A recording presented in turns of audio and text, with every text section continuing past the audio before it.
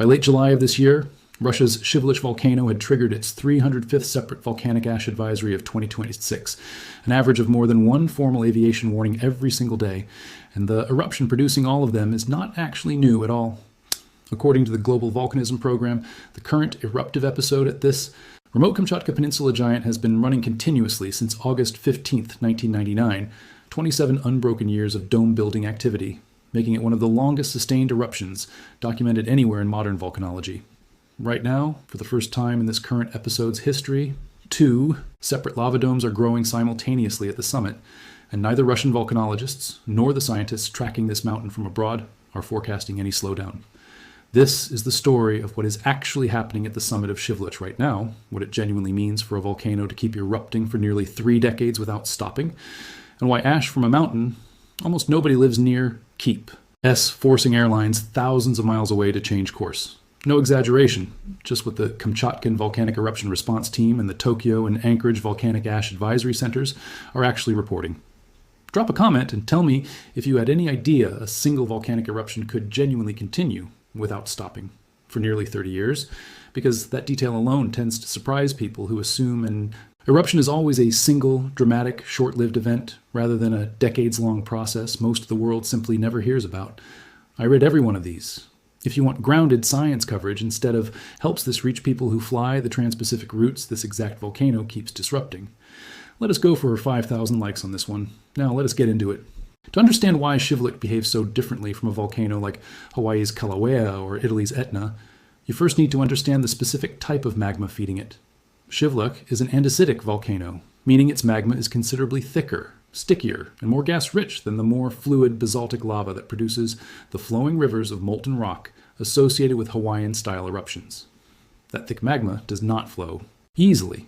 Instead, it tends to pile up directly over the vent, slowly building a solid, bulging structure called a lava dome, essentially a mountain of nearly solidified rock still being pushed upward from below by fresh magma underneath. The danger comes from what happens to the gas trapped inside that rising magma, since it cannot escape easily through the thick, semi-solid dome material above it. Pressure builds until either a portion of the dome collapses under its own weight, or an explosive event blasts through it entirely, sending ash, rock fragments, and superheated gas rocketing skyward in what volcanologists call a Pelian-style eruption, named after Mount Pelée catastrophic 1902 eruption in Martinique, one of the deadliest volcanic disasters of the 20th century.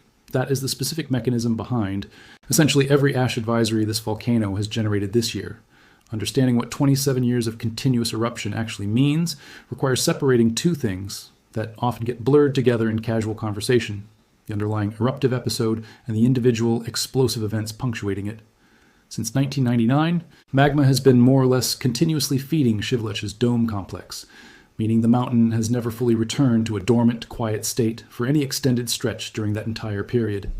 Layered on top of that uninterrupted extrusion, though, are periodic dramatic events, dome collapses, and explosive blasts that come and go on their own separate, considerably shorter timescale.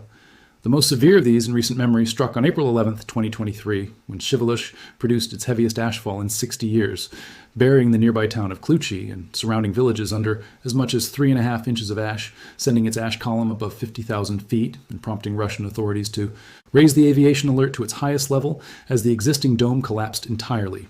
The dome rebuilt afterward, and that same rebuilt structure, known as Young Shiveluch, is the one still feeding this year's activity. The specific update worth understanding right now is that this dome complex has genuinely grown more complicated over the past several months. A second lava dome began extruding on the western portion of the crater floor in late December of last year, confirmed by direct observation from the Kamchatka Volcanic Eruption Response Team, and by February, that new dome had already grown taller than the original Young Shiveluch structure beside it.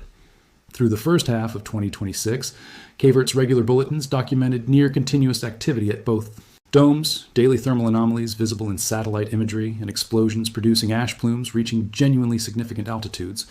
An event on June 17th sent ash to roughly 32,000 feet. One on July 5th reached approximately 40,000 feet and pushed the aviation alert to red, and further explosions on July 19th, 22nd, and 26th kept ash reaching between roughly 23,000 and 40,000 feet.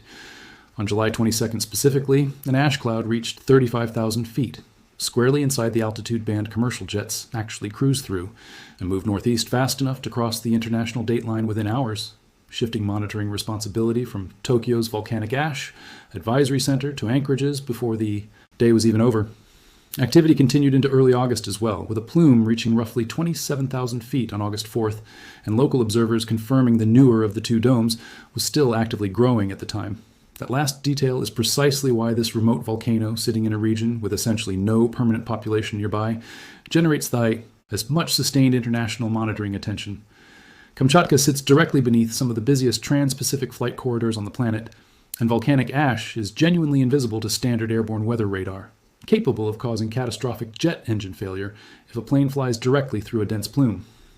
Aviation authorities learned exactly how costly that risk can be during Iceland's 2010 Eyjafjallajökull eruption, which grounded European air travel for days over a comparatively modest ash cloud, and that lesson is precisely why every Shiveluch plume reaching cruising altitude triggers a formal advisory and forces airlines to reroute flights, regardless of how few people actually live close enough to the mountain to see it directly.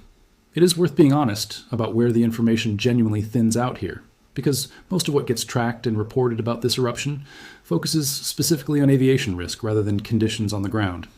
Detailed information about ash, thickness accumulating in nearby villages like Kluchi, potential contamination of local water supplies, or effects on the salmon fisheries that support much of the peninsula's economy remains considerably sparser than the frequent, precise altitude and drift direction data included in every VAAC advisory. A genuine gap between what the world tracks closely and what actually matters most to the small number of people living closest to this volcano. There is a broader regional context worth understanding as well, since Shiveluch is not the only Kamchatka volcano that has drawn unusual attention recently. Krasheninnikov, a volcano that had not erupted since roughly 1463, suddenly began erupting in August of last year, an event authorities linked at the time to a powerful magnitude 8.7 earthquake and its aftershocks that struck the region days earlier, and that eruption has continued intermittently since, with the Global Volcanism Program noting ongoing effusive activity there as recently as this August. Kluchevskoy, Kamchatka's highest and most consistently active volcano, has also been producing its own lava fountains, flank flows, and explosive ash plumes throughout this same period, with observers noting lava fountains rising as high as 500 meters above its crater rim during an active stretch in early August alone. It is worth being precise, though, that Shiveluch's own current activity traces back to 1999, well over 2 decades before that 2025 earthquake, meaning its ongoing eruption reflects its own long-running internal dynamics rather than a direct continuation of that more recent seismic event, even as it continues erupting within a peninsula currently experiencing an unusually active broader stretch across several of its volcanoes at once. So, what does all of this actually mean if you are not planning a trip anywhere near Kamchatka yourself? If you regularly fly trans-Pacific routes between North America and Asia, understand that flight delays or rerouting tied to a volcanic ash advisory are a genuine ongoing possibility given how frequently Shiveluch alone has been triggering them this year, and that airlines rerouting around confirmed or forecast ash plumes are following a safety protocol with real historical justification rather than exercising excessive caution. If you are simply trying to understand this story at a broader level, the genuine takeaway is that not every volcanic eruption fits the single dramatic event model most people picture. Some, like this one, are better understood as a persistent, multi-decade process punctuated by periodic dramatic episodes, rather than a single beginning-to-end event with a clear resolution anyone can point to on a calendar. The honest, grounded summary is this. Shiveluch's current eruptive episode has continued without interruption since August 1999. And 2026 alone has already produced more than 300 formal volcanic ash advisories as 2 separate lava domes grow simultaneously at its summit for the first time in this episode's history, following the rebuilding of its main dome after a 2023 collapse that buried nearby villages in the heaviest ashfall the region had seen in 60 years. Neither Kavert nor the broader scientific community tracking this volcano has forecast any near-term end to the current activity, and repeated ash plumes reaching commercial cruising altitude continue forcing real rerouting decisions across some of the world's busiest trans-Pacific flight corridors, even as the volcano itself remains a comparatively minor day-to-day concern for the small population living closest to it. We are going to keep tracking Shiveluch the way we tracked it today, straight from Kavert's own bulletins and the Tokyo and Anchorage volcanic ash advisory centers, not recycled headlines. Subscribe so you do not miss it if this second lava dome eventually triggers a collapse on the scale of 2023's, because based on how active this mountain has already been all year, that possibility remains genuinely on the table rather than a distant, unlikely scenario. And leave that comment below. Tell me if this changes how you think about volcanic risk generally, since a mountain most people have never heard of is quietly shaping flight paths across an entire ocean on a near daily basis.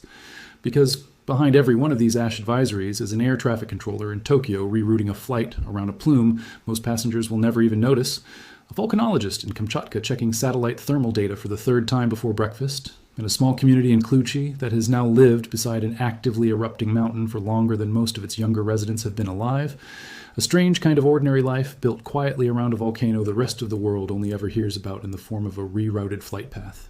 5,000 likes on this one. Let us go. See you in the next one.